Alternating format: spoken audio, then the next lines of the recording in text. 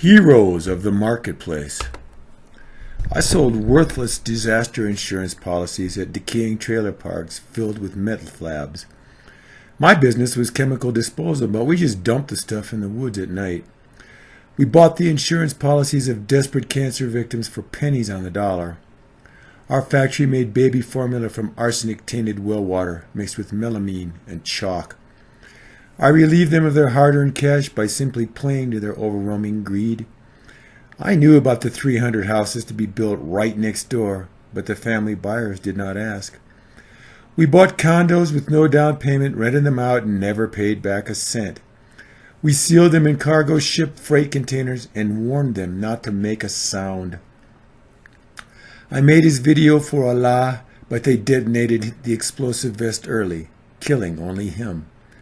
Our miracle fat-melting pills sold well until the feds closed us down once again.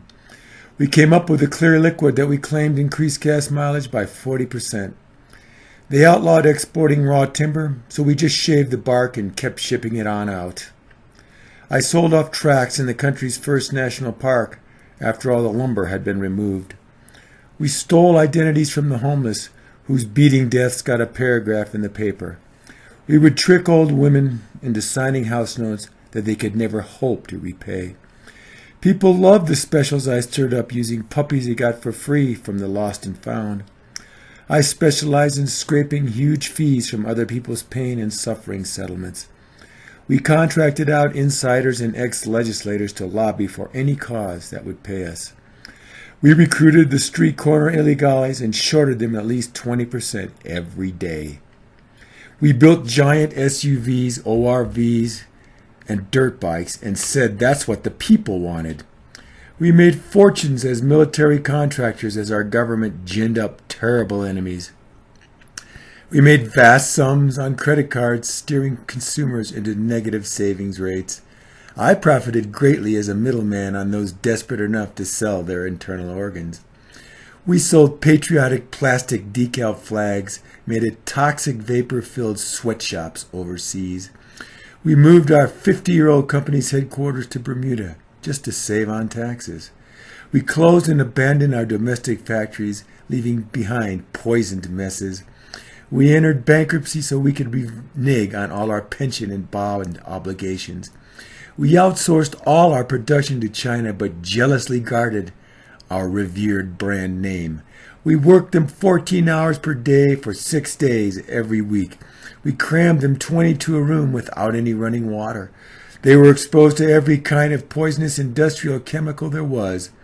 We paid off the local officials to allow us to continue dumping every night. We set their goals and just took the profits and denied any knowledge at our trials. I had another credit card, so I kept on playing, knowing that my luck would change. Once they declared us too big to fail, we knew we were still in the driver's seat. Our merger formula always included layoffs, benefit cuts, offshoring, and big bonuses for us. I drank and could not hold an honest job, but then Father paid my way into politics. We charged them $1,500 to help them with their debts and never talked to them again. I kept my horse high and pimped them until they grew too sickly and unattractive to work. We did 4 or 5 pyramid schemes and bought a Hummer to pull our big new speedboat. I misappropriated all their donations and blamed it on their fundamentalist insurgents. She would not sleep with me, so I had her fired and had them deny her unemployment benefits. My lawyer told them that I welcomed the opportunity to prove my innocence. Industry supporters drafted me a statement calling for further study, which we never did. They had me label them as dead-enders, and we continued passing out fat arms contracts. We enriched the dictators as long as they allowed our donors to export their resources. We all made big money ruining their lives with these fancy mortgage derivative schemes.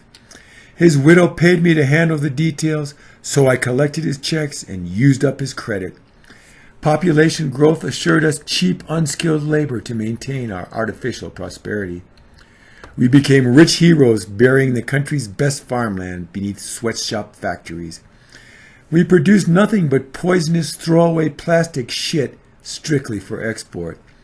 It was cheaper to pay off officials than to comply with the new environmental regulations. I paid them pennies for their handwork and told them to be proud of their great culture.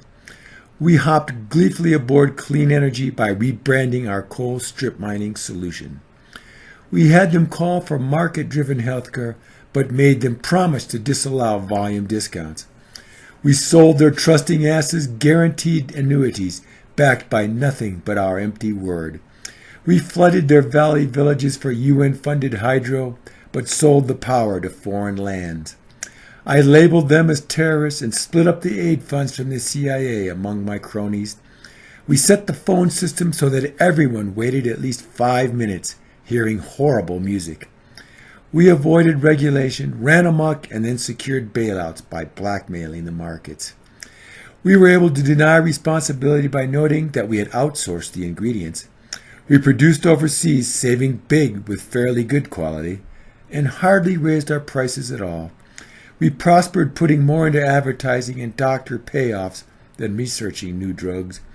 Somehow I landed this cushy job at ExxonMobil after my stint over at the EPA.